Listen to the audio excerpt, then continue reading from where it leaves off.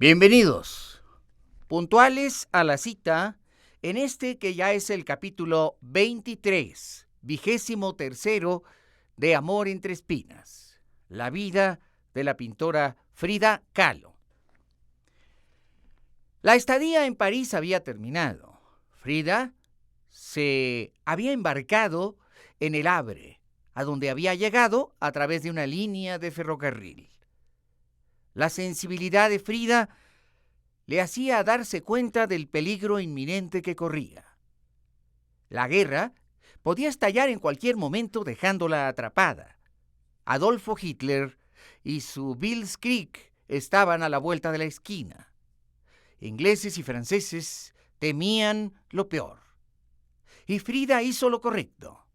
En cuanto terminó la exposición, se embarcó para Nueva York.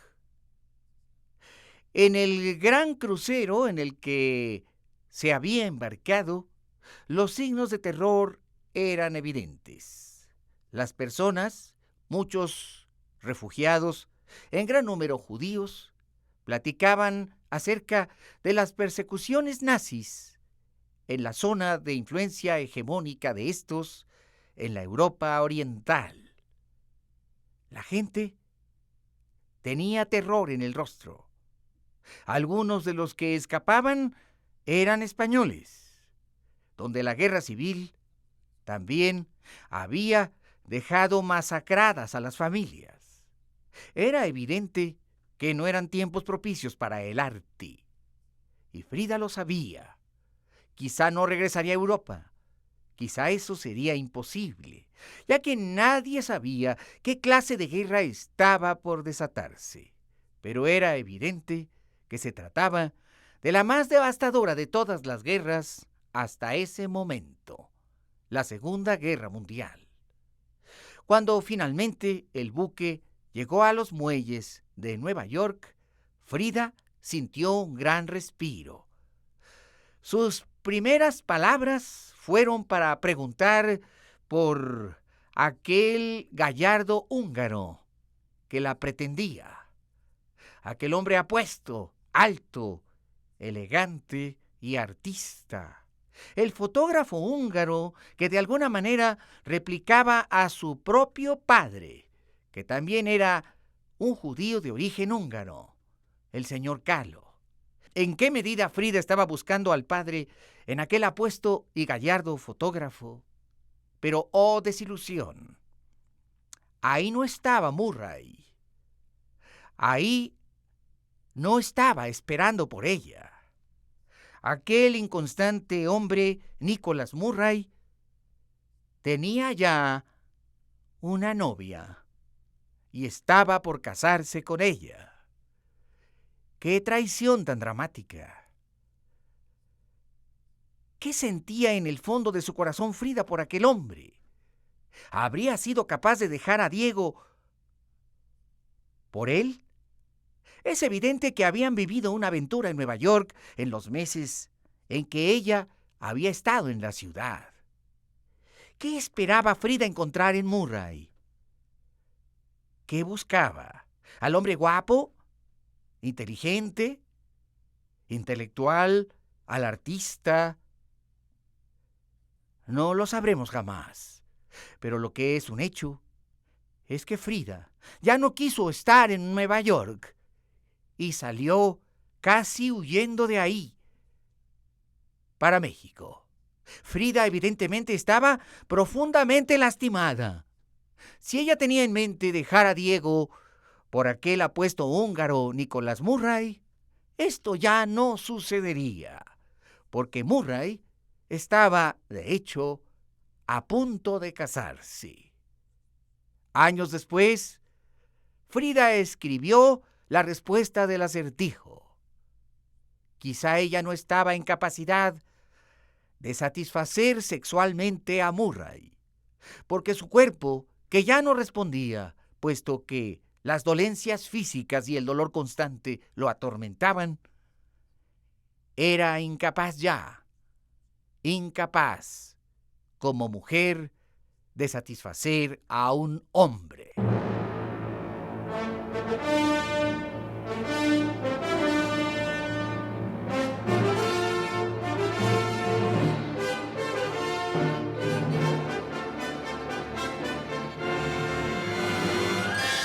Esto es Encuentros con la Historia. Hoy presentamos el capítulo 23 de la serie, Amor entre espinas. La vida de la pintora Frida Kahlo, la mujer que hoy y siempre será el símbolo de México.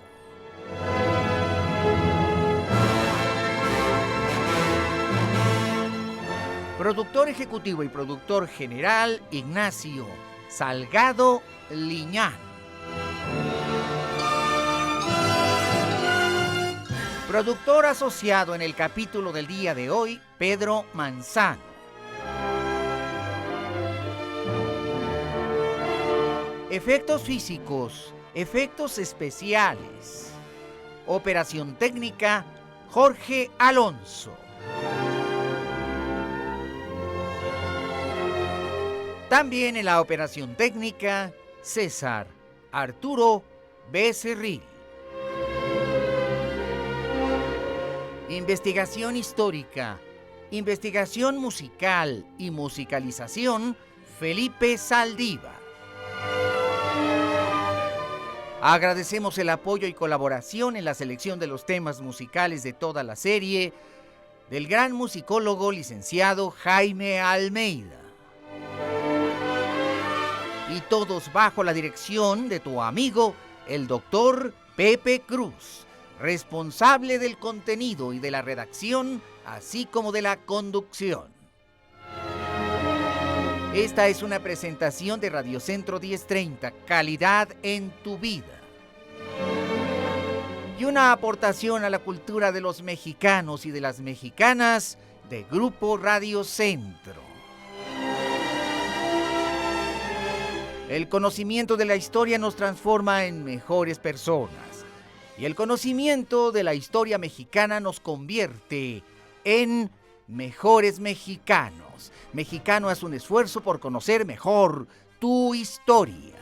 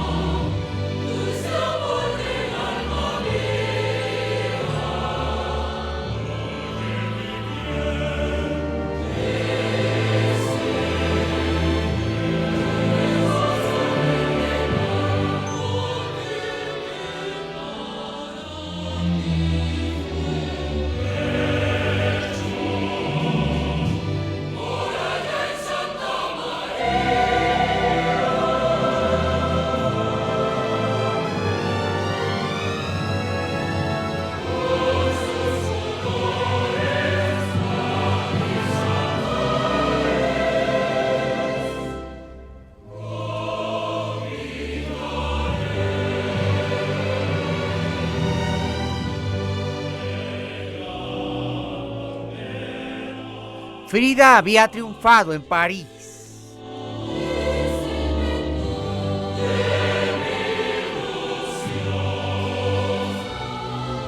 Había recibido buenas críticas. Pablo Picasso, el colorista Kandinsky y Joan Miró la habían alabado. El Museo del Louvre había comprado una de sus obras.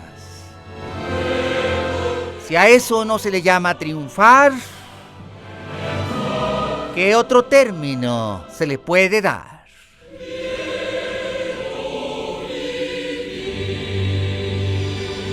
Había recibido los elogios de André Breton.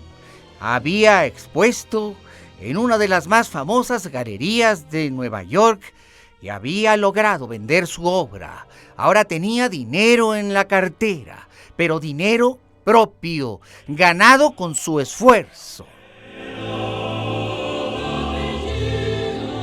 Hasta ese día había dependido económicamente de Diego Rivera, pero a partir de ese momento, ahora Frida podía vender su obra y obtener sumas importantes de dinero. Era una pintora reconocida, empezaba a ser famosa, importante. Pero a pesar de todo, estaba devastada, triste, arruinada, destruida, adolorida.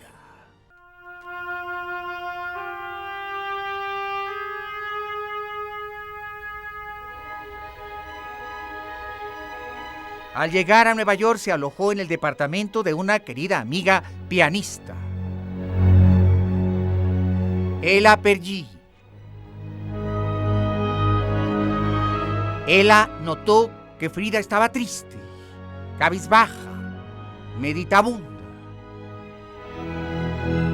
Ya no era la misma Frida, la sonriente, la abierta, la feliz, la fuerte, la retadora, la intensa.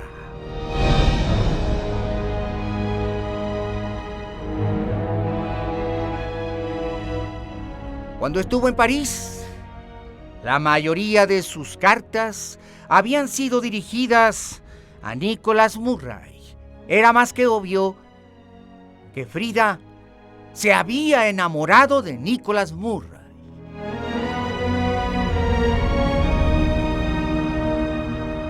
¿Qué había pasado con su sentimiento hacia Diego Rivera? Ya no lo quería. No se había dado cuenta de que no lo quería. ¿O había encontrado en Nicholas Murray el trato cálido y afable del padre que le había creado de niña? Eso jamás lo sabremos. Pero cuando Nicholas Murray le presentó su prometida a Frida, el mundo entero cayó sobre ella. Nunca conoceremos a ciencia cierta la verdad. Pero Frida salió huyendo de Nueva York. Ya no quería estar ahí. Aquella pasión ardiente se convirtió en una amistad tierna, larga y profunda. Pero en aquel momento lo que quería Frida era huir de Murray, huyendo de Nueva York.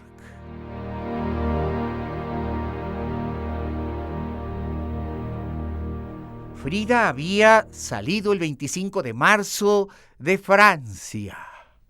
Su estancia en Nueva York fue apenas de unas cuantas semanas.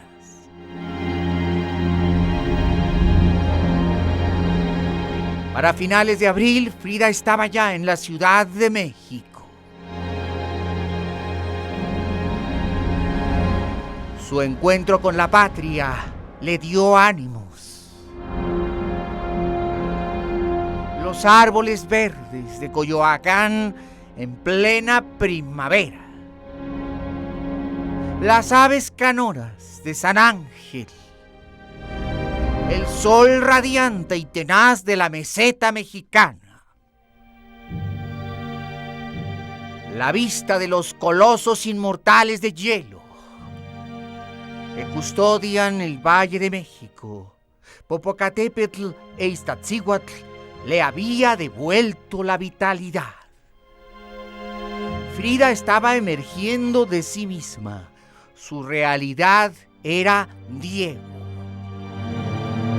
Pero quizá Frida llegó tan trastornada de Nueva York que Diego Rivera lo había adivinado todo. O quizá en un momento de ansiedad Frida le comentó su desliz a Diego. Al más infiel de los mortales, al hombre que la había traicionado con su propia hermana Cristina. Frida no tenía nada que esconder. Diego era infiel, abiertamente infiel. ¿Por qué iba a esconder ella su romance? Quizá se lo confesó, quizá no, pero el hecho es que Frida y Diego estallaron. Apenas llegó Frida a México y la pareja entró en una situación compleja de agresión, violencia y ansiedad. Frida se había enterado de que en su ausencia varias mujeres habían visitado el lecho de Diego. La situación era intolerable, la angustia atroz. A pesar de tantos años juntos, tantos, el vínculo se estaba disolviendo. Frida y Diego estaban en problemas severos, aún mucho peores que cuando ella había abandonado el hogar después del desliz de Diego con su hermana Cristina. Frida estaba adolorida, insatisfecha, molesta, irascible, y Diego estaba peor. Las riñas eran constantes. En la casa de San Ángel, la luz se apagaba muy noche porque Diego y Frida estaban discutiendo. ¿El amor se estaba acabando o qué ocurría?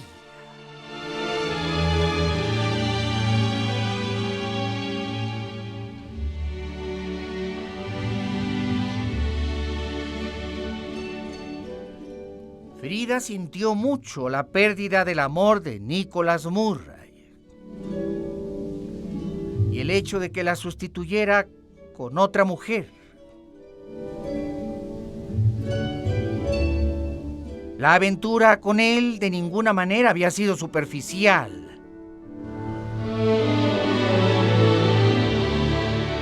Frida, sin embargo, nunca dejó de saber que seguía amando a Diego, a pesar de Murray. Pero ¿qué podía esperar de Diego Rivera, el más infiel de los mortales?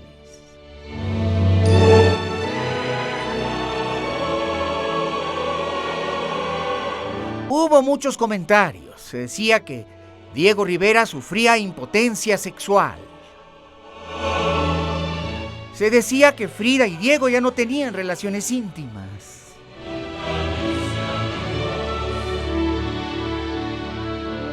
En una ocasión, Frida culpó a Lupe Marín de haber destruido su matrimonio.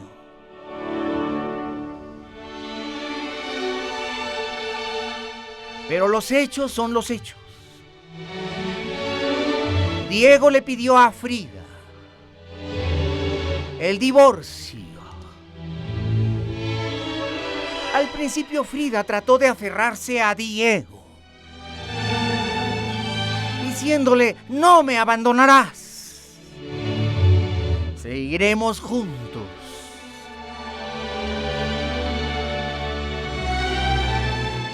Pero las agresiones continuaron, la violencia verbal y la ira. Y tomando sus maletas, Frida abandonó la casa de San Ángel para irse a vivir a la Casa Azul de Coyoacán. La separación era un hecho, a pesar de que en el último momento Frida se dio cuenta de que aún amaba intensamente a Diego. Le amaba como el primer día.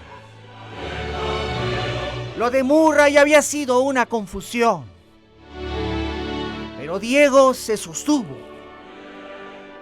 quiero el divorcio.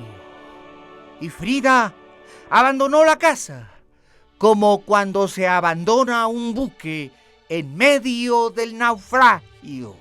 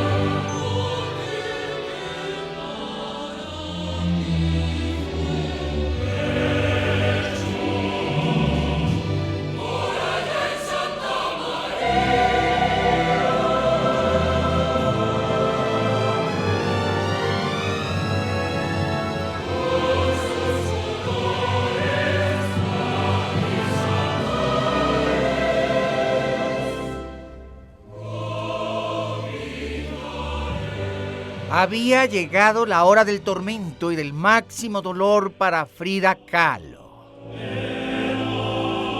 Entre los meses de mayo, junio, julio, agosto y septiembre tuvo lugar el rompimiento entre Diego y Frida, y luego se legalizó a través del divorcio. Eso lo sabemos por la carta que Frida escribe a Nick, es decir, a su querido amigo Nicolás Murray. Fechada el 13 de octubre de 1939, Frida le comenta a Nick que había estado en septiembre en la Ciudad de México.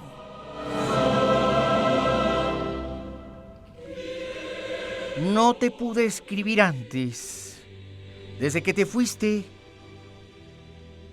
la situación con Diego ha empeorado y llegamos al final. Hace 2 semanas solicitamos el divorcio. No tengo palabras para describirte lo que estoy sufriendo. Tú sabes cuánto amo a Diego. Comprenderás que estos problemas nunca desaparecerán de mi vida. Después de la última pelea que tuve con él, mi alma se rompió.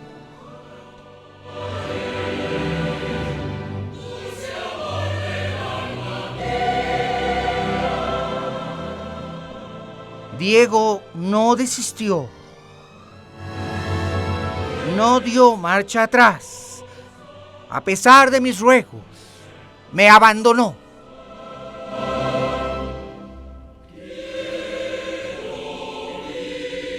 Y me he dado cuenta de que abandonarme fue lo mejor para él. Solo por eso lo acepto. Pero ahora me siento tan mal y tan sola que no creo que persona alguna en el mundo haya sufrido más que yo. Solo dolor veo en mi vida.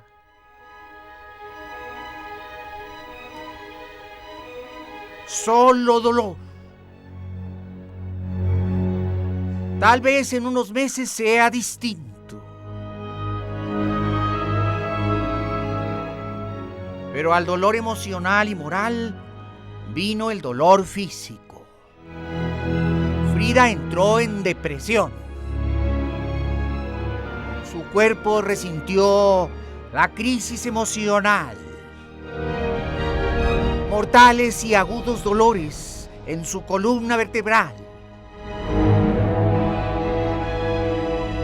Su pierna enferma se paralizó. Ella entera estaba al punto de la muerte. Y fue entonces cuando requirió la ayuda médica.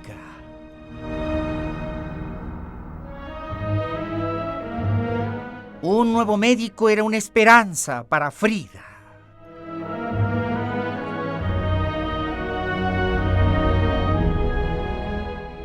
Tuvo una infección en la mano derecha. Una infección en su pierna enferma. El nuevo médico, el doctor Juan Farril, ordenó a Frida un aparato ortopédico que pesaba 20 kilos. Un aparato lleno de estructuras metálicas, correas de cuero y 20 kilos de yeso. A donde fuera tendría que cargar con aquella molestia, con aquel aparato que más bien parecía un aparato de tortura que una herramienta terapéutica. Frida había alcanzado el máximo dolor. En su vida todo estaba hecho pedazos. En su cuerpo también, solo trizas. Frida, en su máximo dolor, estaba al borde de morir.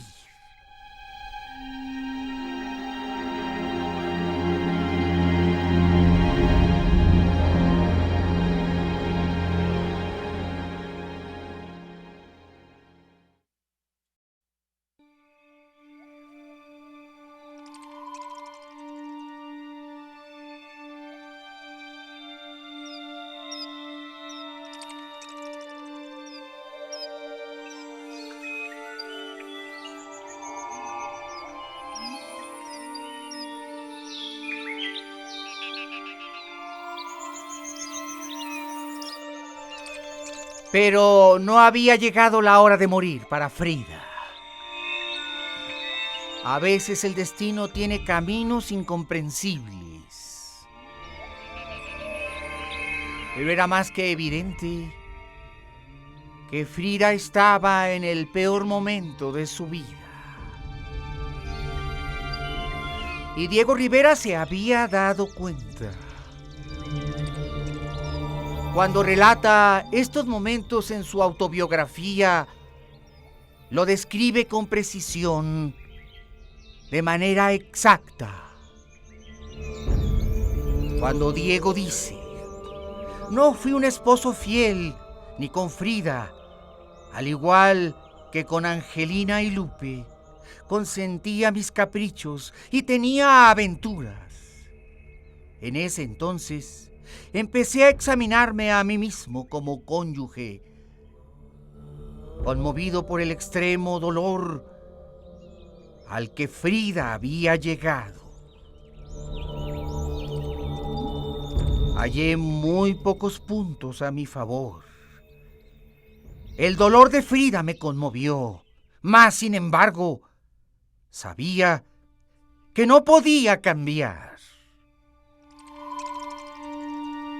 Frida me abandonó una vez al descubrir que tenía amores con su hermana Cristina. Regresó a mí con el orgullo deshecho, pero con el mismo amor. La quería demasiado para desear que siguiera sufriendo a mi lado, y decidí separarme de ella para ahorrarle nuevos tormentos en el futuro. Al principio solo insinué la posibilidad del divorcio, pero cuando las indirectas no hallaron respuesta, lo sugerí abiertamente. Frida, que ya se había recuperado, replicó con calma que prefería soportar lo que fuera a perderme por completo. Fue entonces cuando me di cuenta de mi crueldad. Pero la situación empeoraba cada vez más. Una noche sentí el impulso de hablarle por teléfono para pedirle el consentimiento para el divorcio. Desesperado, inventé un pretexto estúpido y vulgar. Tenía pavor de una desgarradora discusión. Sin reflexionar, busqué el camino más rápido a mi meta. Funcionó. Frida declaró que ella también quería divorciarse de inmediato. Mi victoria pírrica de inmediato empezó a pesar sobre mi corazón. Llevamos 13 años de casados. Seguimos queriéndonos. Simplemente quería tener la libertad de andar con la mujer que me atrajera, sin dejar a Frida. Frida no se oponía a mi infidelidad como tal. Lo que no comprendía era que escogiera a mujeres indignas de mí y de ella. Se sentía personalmente humillada por haberla abandonado.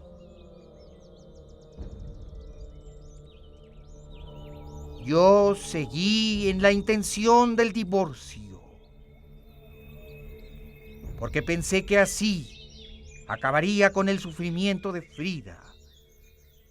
Quise protegerla para que ella no sufriera más.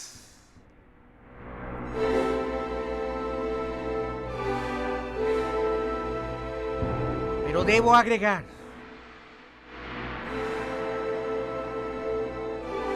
que yo sabía que Frida se refugiaría en el arte y que el dolor y el sufrimiento la consagrarían como pintora.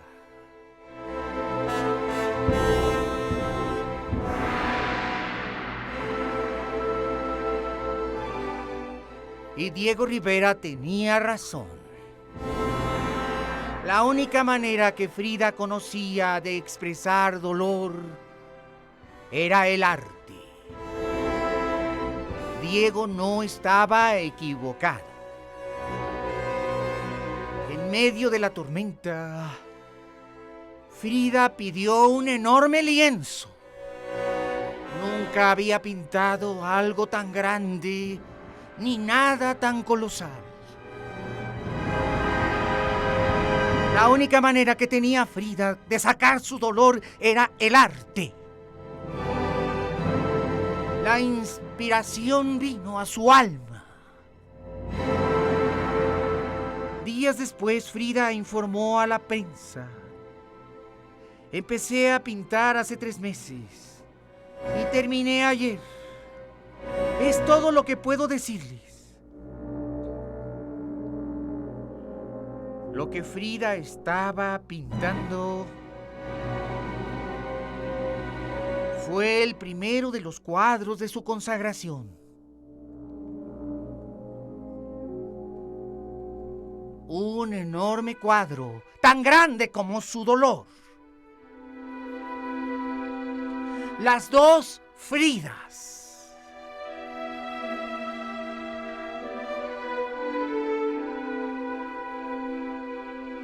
Cada Frida tiene una mano colocada cerca de los órganos sexuales.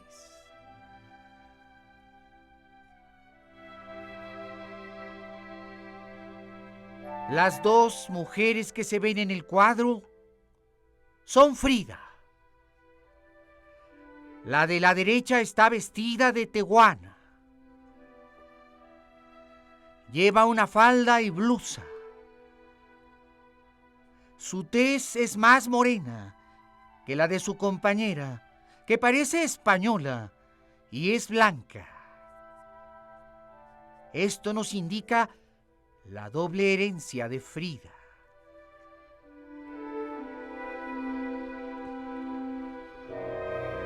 La primera, la tehuana, tiene el corazón entero. Pero la segunda, vestida con un corpiño de encaje, es la Frida olvidada, mientras que la primera es la Frida amada, y por lo tanto la segunda tiene el corazón destrozado y sangrante.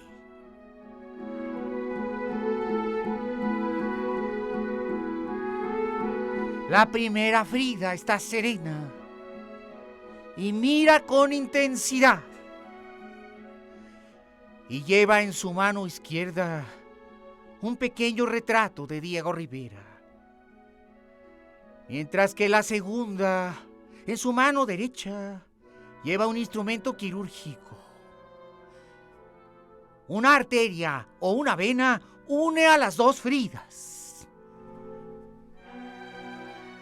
Con el instrumento quirúrgico, Frida sostiene la arteria. La Frida herida está sangrando. La sangre cae sobre su vestido blanco. La Frida de la izquierda se está muriendo.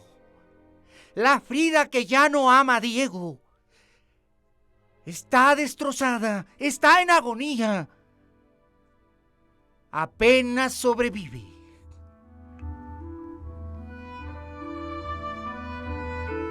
Una larga vena roja, parecida al cordón umbilical, deja gotear sangre, que al caer en el vestido, además de manchas, forma flores.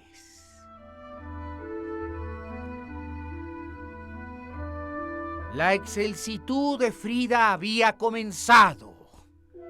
Ella tenía el poder de convertir el dolor en belleza.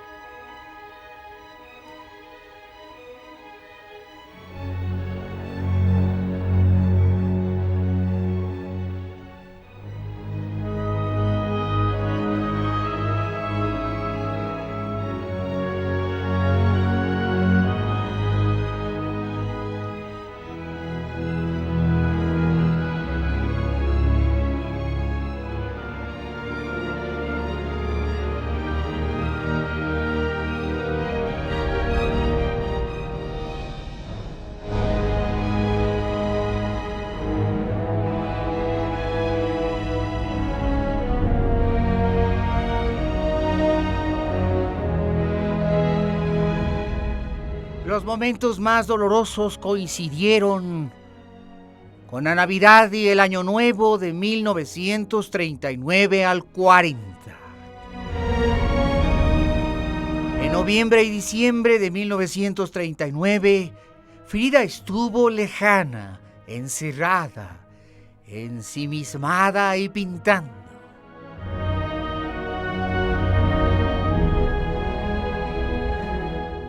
Se negó a recibir a personas famosas, como el arquitecto Juan O'Gorman.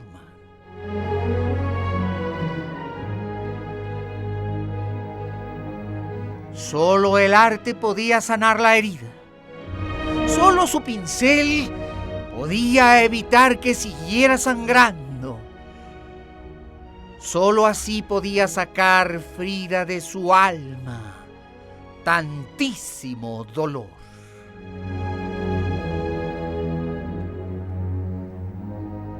Muy pocas personas fueron en esos días testigos de sus sentimientos.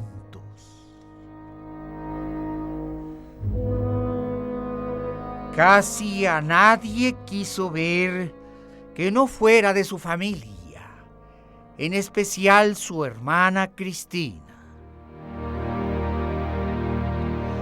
Frida tampoco quería saber nada de Diego. Era como si el torrente de sangre que salía de su alma se aumentara tan solo cuando pronunciaba su nombre, ella o alguien.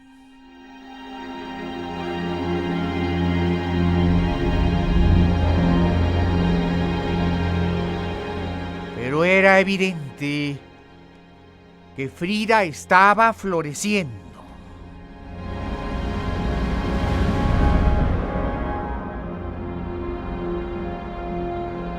Frida se estaba reponiendo.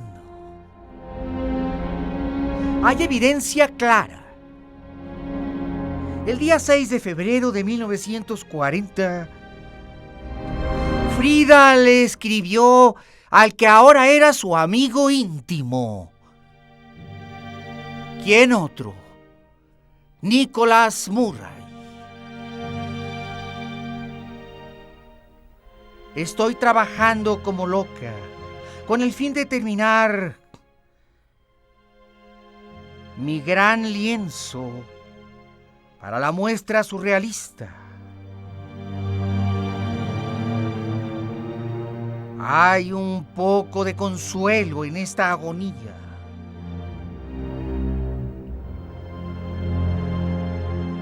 Mi cuadro de las dos Fridas supo expresar lo que mi alma atormentada siente. Y hay una especie de consuelo que viene de adentro y que no entiendo. Pero tú sí estarás en condición de entenderme. Creo, al menos en este momento, que puedo esperar un futuro.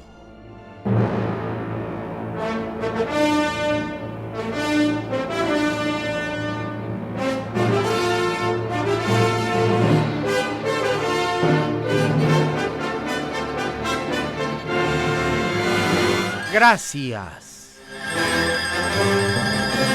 por haber estado con nosotros. Gracias por tu preferencia y tu compañía. Y a nombre de todos quienes hacen posible esta emisión, personas e instituciones, infinitas gracias nuevamente por tu preferencia. Y te recuerdo que los 365 días del año en Radio Centro son días de encuentros con la historia. El conocimiento de la historia nos hace mejores personas, pero el conocimiento de la historia mexicana nos transforma en mejores mexicanos. Jamás lo olvides. Y te recuerdo que tenemos una cita mañana, por la misma estación, por supuesto, y a la misma hora. Hasta mañana.